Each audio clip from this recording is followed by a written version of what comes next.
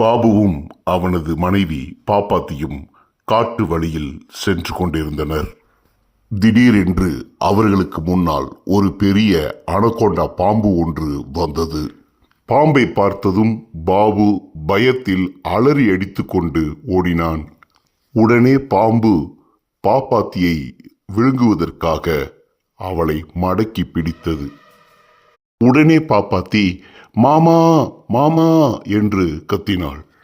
மனைவியின் குரலை கேட்ட பாபு மனைவியை தேடி ஓடி வந்தான். அதற்குள்ளாக பாப்பாத்தி தன்னிடம் இருந்த கத்தியை கொண்டு பாம்பிடமிருந்து தன்னை காப்பாற்றி கொண்டாள்.